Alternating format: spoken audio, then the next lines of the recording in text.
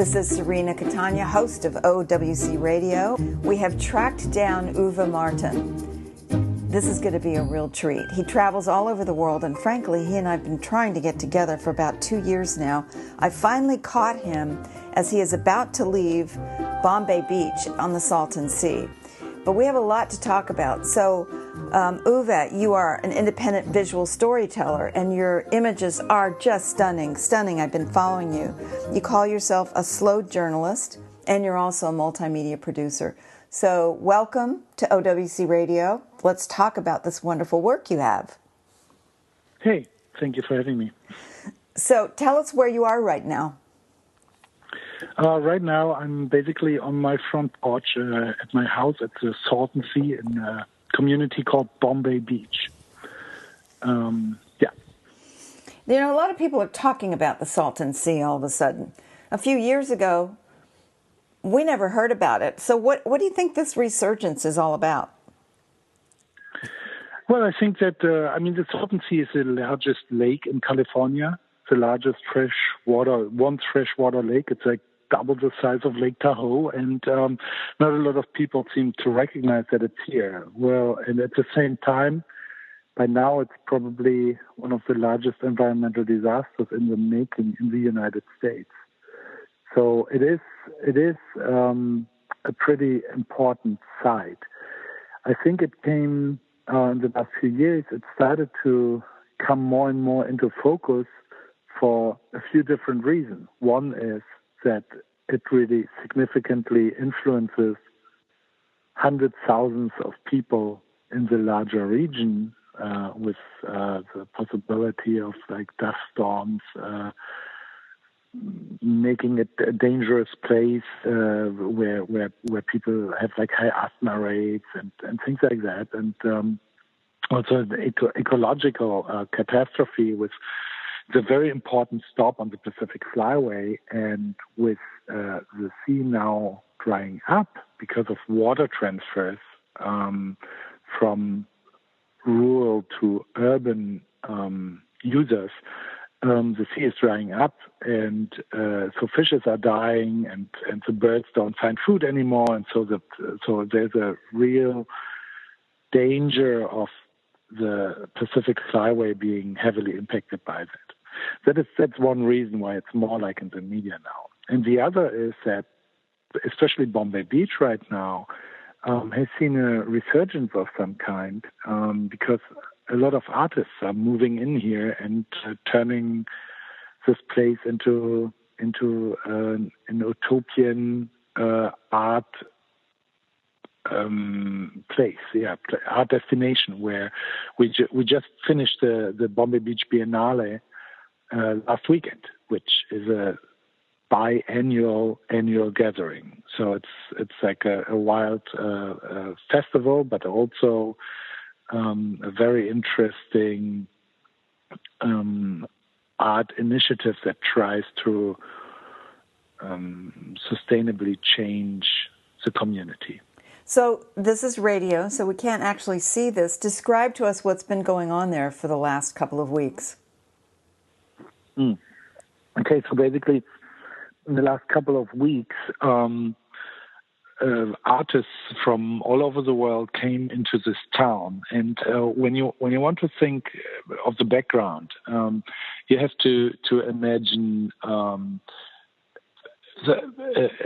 town that is like part of like Grand Theft Auto 5. There's like called Sandy Shores, right?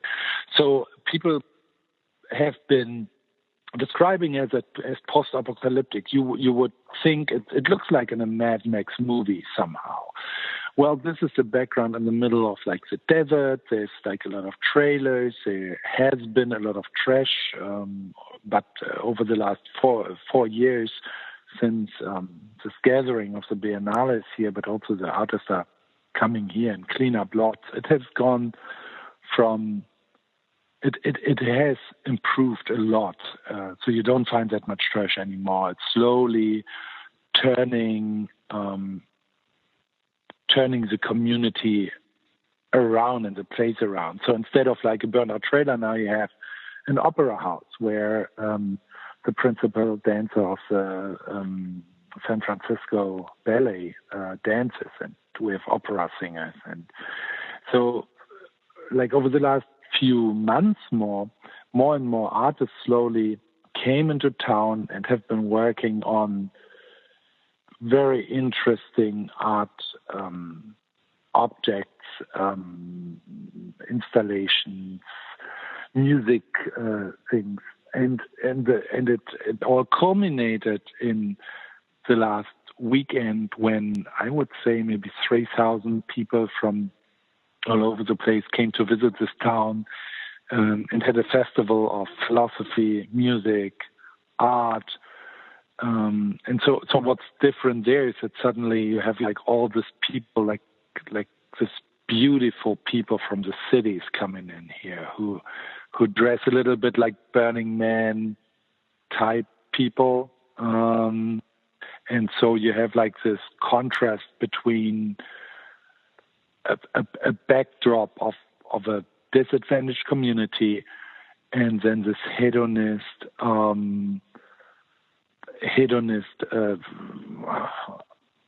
bunch of people like parading through town. So it's a very interesting contrast that is happening here.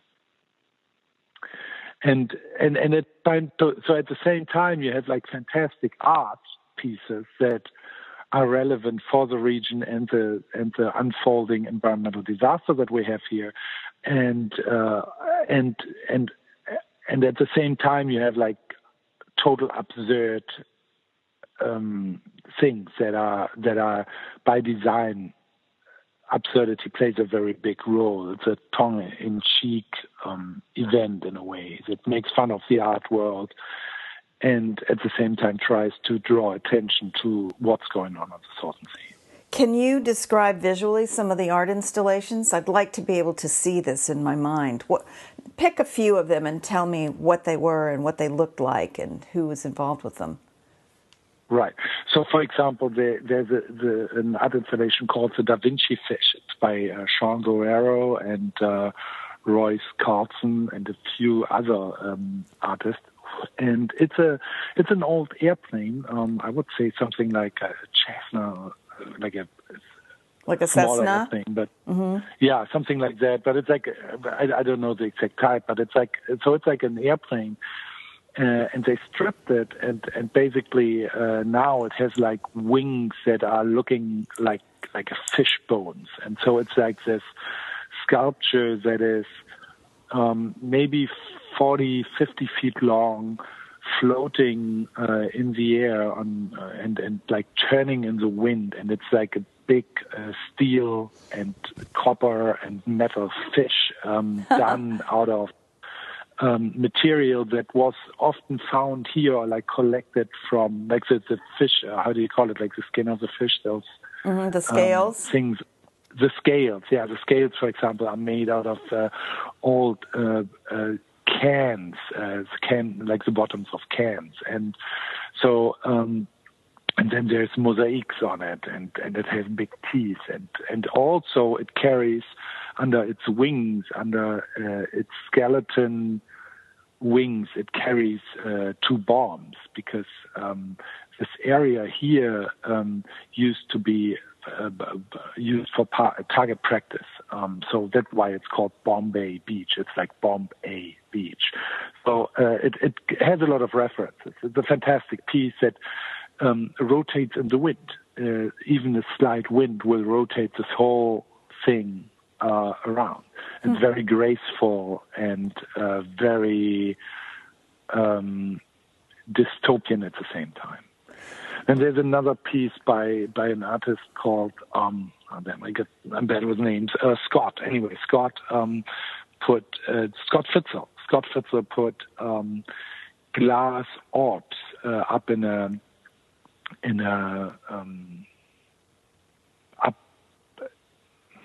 Can I start again? Scott Fitzel put glass orbs in a kind of a cube, like in midair, and those glass cubes are really pure, and they symbolize the water that is leaving the Salton Sea by evaporation. And so while a lot of people talk about how toxic the Salton Sea is, the water that leaves it by evaporation is very pure, leaving behind all the salt and fertilizers and pesticides in this big ball that is the Salton sink, and where the sea becomes more and more salty. And then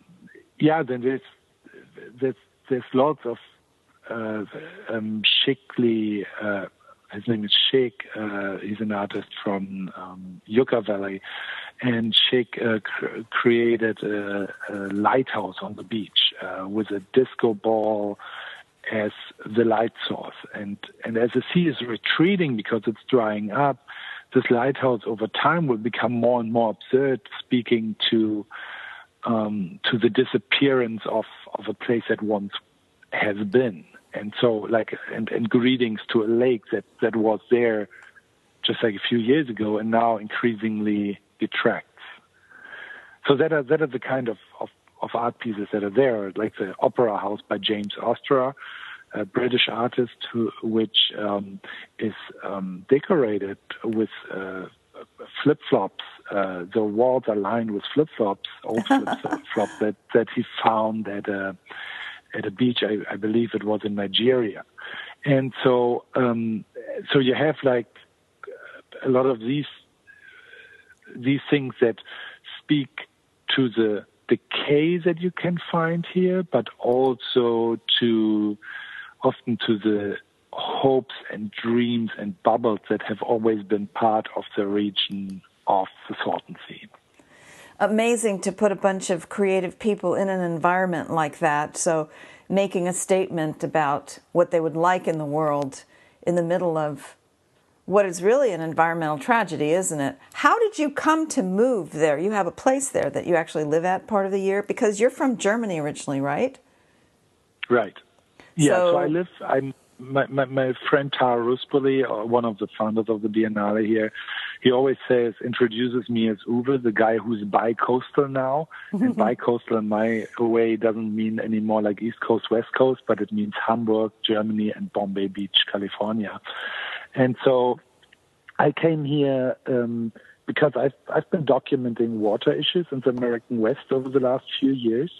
And so basically I was flushed down here with the Colorado River, following the river from the Rocky Mountains all the way to its final destination, which since the end of the 1980s is not the ocean anymore, as it should be, but there are so many dams that distract the river and block the river and move the river all over the place, and now it basically ends at the Salton Sea. Because about over 20%, about 22% of all the water of the Colorado River that flows down there every year goes to a few hundred farm families in the Imperial Valley of California, in the middle of the desert. And they grow food there, all the winter vegetables you get in New York or Chicago or wherever when you eat like fresh greens there in Christmas, they all come from the Imperial Valley. And so the tailwater of that, like the water that is left from the plant that sustains the Salton Sea here and flows into this lake that is an agricultural sump. And Bombay Beach, where I'm now, is one of the towns along this lake, which in the 1950s and 60s and 70s was a paradise for boating and fishing and parties. And I mean, we had like 5 or 6 bars here lined on the seashore. And then over time, with the sea becoming more and more salty and you had fish die-offs because of algae blooms, this became a place where everybody basically left. And so you have a lot of abandoned houses. And so I came here to document that whole water issue and the environmental situation. And when I came here, first it was this destitute place, but then I ended up going to the bar. There's this bar called the Ski Inn. It's the lowest bar in the Western Hemisphere because we are like about 240 feet below sea level here. And I came in there and was instantly greeted by wonderful people who live here. And so I deeply fall in love with this place and decided after a year or so that I came more often here to buy a place here and make this my second office and my base for over the next, 10, 15, 20 years documenting this region, which is fast changing, which will be one of the first region probably becoming uninhabitable because of climate change, because it's getting too hot to live here. And also is like one of the strongest symbols of this man-made landscape that is not sustainable. Like a sorcerer's apprentice, we created this lake in the middle of the desert, and now we are facing the consequences of it. And so it's like the perfect spot for somebody like me who's like interested in the Anthropocene, agriculture, water, climate change, and issues like that. It's like the perfect spot to be here and document what's going on. So you have several projects that you're filming with your partner, Freuke Huber, right? Can you kind of explain to us what is the World of Matter, what is Land Rush, what is White Gold, and where have you been to shoot them? Right. Okay. So I've been working with my partner, Frauke Huber, for the last 12 years on documenting global agriculture. And we are documenting the social and environmental consequences of growing food, growing cotton, growing energy crops, because we believe that agriculture is probably the most significant thing that we as a human race collectively are doing to the planet. It's the largest industry in the world. It employs more people than any other industry. It has huge consequences. One of the main drivers of climate change. It uses 70 to 80% of all the fresh water used in the world. It depletes soils and leads to extinction and so on and so forth. And so we are always interested in stories or in projects that look at the reasons of, or that look at the background of what later will become the news, like migration movements that we see now in the news are very often grounded in environmental degradation and in problems with agriculture. And so we are looking at how agricultural systems can work, how they cannot work, what they're doing to the environment and to the people. So where have you been to shoot this? What locations have you gone to? Right. So the first part of this larger project called Land Rush has been about global cotton, and that part is called White Gold. And we shot it in 5 different locations around the world. The first was we documented the drying of the Aral Sea in Central Asia and Uzbekistan and Kazakhstan, where the lake was destroyed basically by irrigating cotton in the desert or steppes of Central Asia, and it created a whole new desert. It's called Karakum Desert. It's like a new desert created by humans by diverting water from the lake to the fields there. And then from there, we went on to India. In India, you have, since India joined the WTO in 1995, you have much more than 300,000 farmer suicides, and a large percentage of that are cotton farmers. They got dependent on corporate seed supply, which increased their input costs significantly, and at the same time, with the rules of the WTO, the price they get for their cotton went down. So you have like this desperate farmers that just don't have a chance anymore, and many commit suicide. And the 300,000, that's just the official number. That doesn't count anyone who had fights with their family before they killed themselves. That doesn't count women, because women, by definition, in India cannot be farmers. They can only be farmers' wives. So if a woman commits suicide and it's a farm suicide, it's not counted as one. So the 300,000 is not a very low number. That's a low official number. And then from there we went on to Texas to look at Lubbock, Texas, which is probably the cotton capital of the world, with super efficient, like highly, where universities and farmers work closely together, and which is like subsidized by so much money that farmers in India or in Burkina Faso, where we went next, can just not compete anymore, because the high subsidies in the United States and in Europe, the European Union, basically push the price of cotton below the production price of farmers in Western Africa.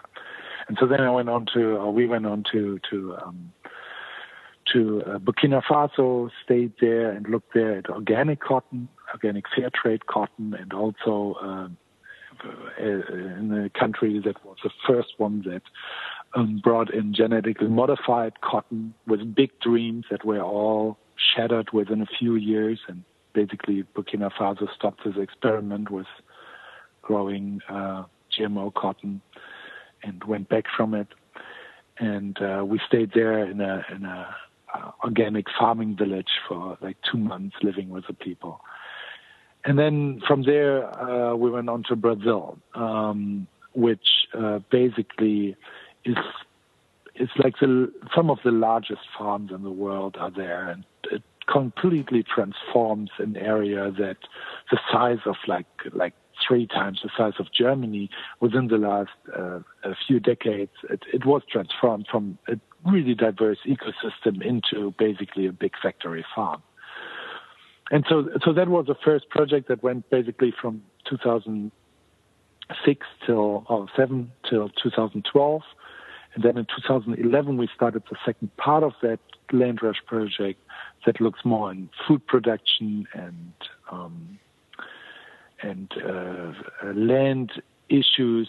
So we started that part in in Ethiopia, where big corporations are buying up 300,000 hectares. It's about 800,000 acres of farmland, pushing away local populations to grow energy crops and food crops there, and basically changing the whole dynamic of the region. And then from there we went on to look and why on earth does it make sense to go to an area so far out, difficult to access, and so on for corporations. Why does it make sense? And the reason, or one of the reasons, is that in 2008 and 2011, the commodity prices for like corn and wheat and so on went up like crazy, and creating food riots all over the world because people couldn't afford food anymore. And the main driver of this raising grain prices at the time was ethanol production, diverting food crops to energy production and subsidizing that. And so we went on to Iowa, where we worked closely with a few farm families that, through the new market of ethanol production, suddenly found new outlets for their corn, which before that had not given them good returns of investment. And so basically with that, suddenly a young generation of farmers could come back to the farms because there was good business there. Before that, a lot of, like, the average age, I believe, was like over 60 of farmers, right? And so with this new market that they found, they could suddenly like bring back the young the young folks to the farms and keep their family tradition of farming, and at the same time pushed up global prices. And so people in, I don't know, like Syria and Yemen and Central Africa, they suddenly couldn't afford food anymore, and that led to food riots then later. And then from there, we also went, and when we were in Ethiopia, we heard this dream of those investors and the government people, and they all said, "Oh, Africa will be the new Brazil." So they projected this dream of what happened in Brazil for the last 40 years, where this landscape was completely transformed as this big factory farm, but at the same time created like a kind of middle class of farm workers who actually sometimes are better paid than farm workers in the United States. So then we went to Brazil, spent months there, and then from there, right now, we are working on 2 different chapters of this larger project. My wife, Frau Huber, is working mainly in Eastern Germany on organic farming and dairy farming and land use changes there. And we have also been working on water policy and usage in the Western United States over the last 4 or 5 years. So I have a couple of things I want to talk to you about. When you travel, what gear do you take with you? Because you're going into some difficult regions. I'm assuming you can't take a lot of gear with you. What are you shooting with? Because, Uwe, these images are as beautiful as anything I've seen on National Geographic. They're gorgeous. And I want to encourage people to go, for example, to your Instagram account. It's UWEH, M as in mother, ARTIN as in Nancy, Uwe Martin on Instagram. Beautiful images there. And then the Bombay Flying Club is... it's bombayfc.com. But I'm curious about how do you travel and what do you take with you to capture this? There's stills and video, I'm assuming, right? Right. So we have always been working in a combination of film and photography. We are both, like my wife and I, we are both originally photographers, and with like internet coming up and bandwidth starting to be better to be used, we became part of this multimedia movement. Multimedia is this crazy term that nobody knows what it really is. And it doesn't make any sense, but anyway, so it was like the big shit back in like 2005, 6, 7, 8, and that's when the Bombay Flying Club got started. So that's our collective. We are 6 filmmakers, photographers, storytellers from Europe, and collectively work on web documentaries and short films and so on. And so we, coming from this background in photography, we slowly started to experiment with film when it became available. So like the Canon 5D Mark II, and that is how it started. But right now, I'm personally using 2 different cameras for stills and for filming, because they work differently for me.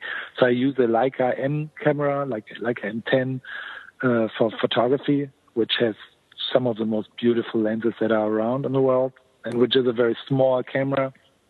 So I can be I can keep a relatively low profile, and that is also important for me in when I shoot film. I want to have a very low profile. So I'm working with a GH5, Panasonic GH5, and just have like a little sound recorder, Mix Pre 3 from Sound Devices. I have a little like stereo microphone, the Rode Stereo Mic X, which I think is absolutely phenomenal, and gives like an amazing sound quality even with this small setup, like this tiny camera. And then I have like lavalier microphones and stuff like that. So it's like a very small stuff that even if I'm going alone, and that is what most of the times Frauke and I are doing. We sometimes go together, but most of the times we are working alone, like one-person teams, because that guarantees like the intimacy that we would probably not get when would be going with a larger team. Right, I agree with you. Yeah, that's very important. Anyway, I don't mean to interrupt. Go ahead. No, so I'm basically often like the dude who's standing like in the corner with like this tiny equipment, it's and people don't even recognize I'm there. And one and that's very important for me and or for us and all we do. We have a very different approach than most people in the media. So that is why we call ourselves slow journalists, because we are more like, I would say, like visual anthropologists. We stay very long time in one place and often return to the same people and story year after year after year. So, for example, like the people we work with in Iowa, we have been starting in 2013 and now have been there 3 times and now going back again to build on that. So we spend with the same family, we spend like 2-3 months just to be there and become part of the life and see and look at what is there, because we come from this photojournalist ethics of not really changing things. I mean, not setting them up. Obviously, you always, right? I mean, you always change things by being there. Right. That's clear. I mean, it's not objective in any way. But we come from this background, and so we use that same background in filmmaking. So very often we use the camera as a kind of a research tool and sense maker. So we have an idea of the general story or theme there, but then the actual things develop while we are on the ground. So we never work with kind of like a script or anything like that, but rather just spend time and learn from the situation. So how are you managing your media when you're in the field? What do you take with you to store your media, how do you transfer the media? I mean, what kind of equipment are you using for, I would say, the prep for post-production? That's a constant nightmare. I know.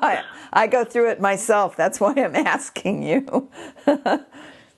Right. So I normally would travel with like a MacBook and two 2 gigabyte hard drives and like how you call it, like Thunderbolt hard drives, and 2 terabyte, 2 terabyte, not 2 gigabytes. That would be ridiculous.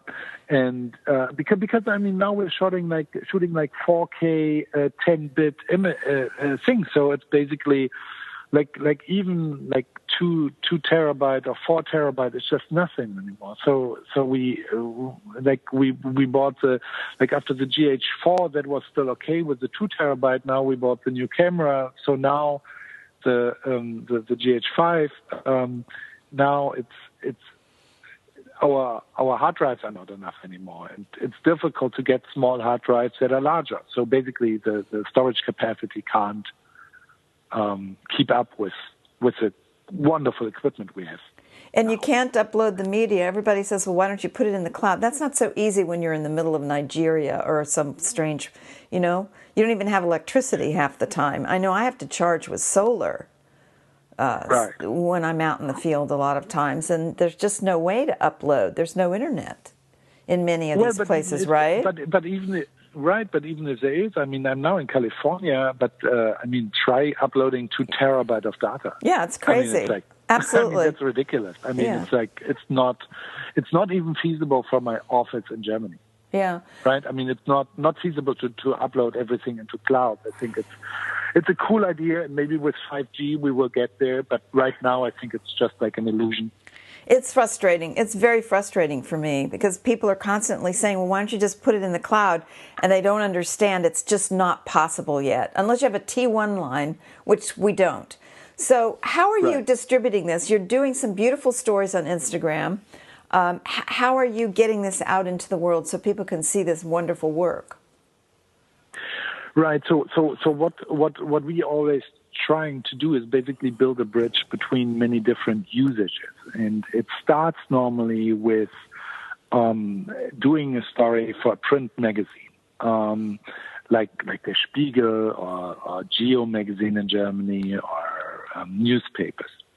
And so that guarantees that we reach many people with a story that is a written text and some images. Mm-hmm. So that reaches, I don't know, like 500,000 or 1 million people in that they can read the article. The second thing we are always doing is, but the reading time and like the complexity of an article in a magazine is unless it's like something like the New Yorker or so, but it's not very high. So you basically treat the reach for many people with a way of like a little bit simplifying the complexity of the issues at hand. And I'm very aware of that, but that's the way you do it in the media, right? You have to be kind of like the translator between all the experts and all the people we interview and live with, who know every in and out of the complexity of their stories, and the general public who doesn't know anything about it or very little. And so that's always the first step. And then we also do normally a web documentary with it, which is like an online scroll story or something like that often is much longer, that adds to the text and pictures. It adds filmic elements where you have like video moments or interviews or entire short movies. That often, instead of like, say, when the magazine is 15 to 20 minutes, that one is very often like half an hour long or so. And then we have our own iPad app. You can find it on the App Store if you put LandRush project in. That's awesome. So the first 3 chapters of our LandRush project are there. We are always falling far behind in doing all that, to being just like 2 people who try to run it all and manage it all. So we are far behind on that one. But so it's our own like interactive iPad app. That's wonderful. I didn't know you had that. I'm going to have to find that and look at it. That's awesome. Yeah. I don't know an artist of your caliber who doesn't say, I'm not done. I don't have enough time. It's an interesting life that we choose, isn't it, to do this? But we're driven. I mean, we have stories that we want to tell that I believe, in your case, for example, you're meant to do this. This is your life's project, and I don't know what we can do to help you, but I want to encourage everybody to go to your various sites and to check your work out and what can we do to help you, Uwe? What do you need that you don't have? Besides a T1 line. Like everybody. Yeah, money and time. I know that one really well. Yeah. No. So basically, let me just can I come back to how else we distribute it? Because sure, absolutely. Sorry, I interrupted you. Because the most important thing I haven't said yet. Oh, and go that ahead. Is like over the last few years, we have become more and more interested in doing exhibitions. And so what we do there is it's like multi-channel installation works in art spaces. So we like just now, like last week, we opened an exhibition here in Bombay Beach, building an entire cinema in my garage here.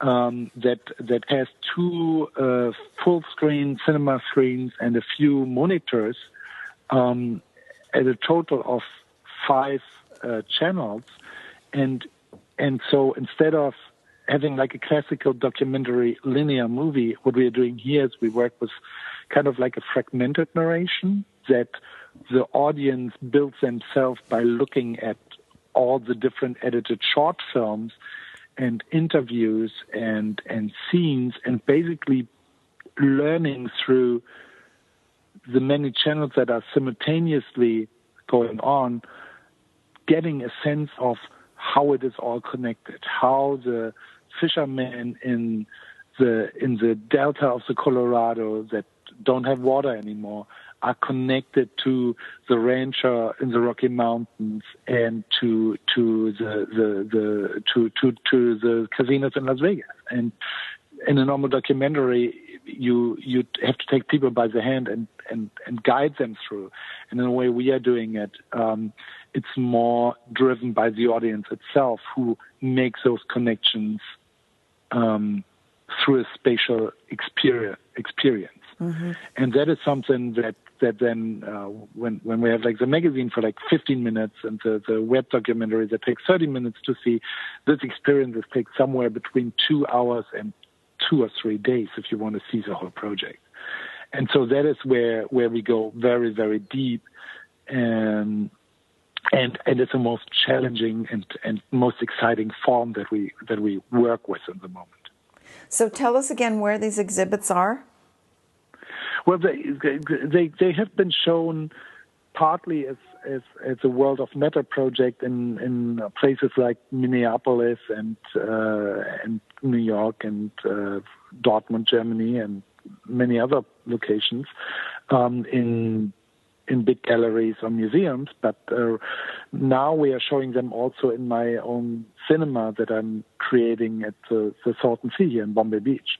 It's not permanently here yet, but I'm building a campus to teach photography and filmmaking and bring the community together, and we are showing this kind of stuff here. So it on our website you find out when we will have a new one. The main thing coming up in 2020, we will have an exhibition in Luxembourg, in Europe, where for the first time we will be able to bring all chapters of Land Rush together in one huge exhibition. Oh, I want to see that. So tell us where we can go on the internet to find out more about you. So that's landrushproject.com. Okay. So Land Rush, it's like the gold rush, and then project and com. landrushproject.com. I've been speaking with Uwe Martin, an amazing filmmaker, artist, sociologist, anthropologist. I'm so grateful for everything that you're doing for people around the world. These are very important projects, and I wish you all the best, and thank you for taking time today. It's been wonderful talking with you. Yeah, thank you so much for having me, and check it out, and check out the Bombay Flying Club, and if you have a lot of time, check out World of Matter project, which is another huge endeavor we have been part of. That's wonderful. This is Cirina Catania. I've been talking with Uwe Martin for OWC Radio. Remember what I always tell you guys, get up off your chairs and go do something wonderful today. Thanks for listening.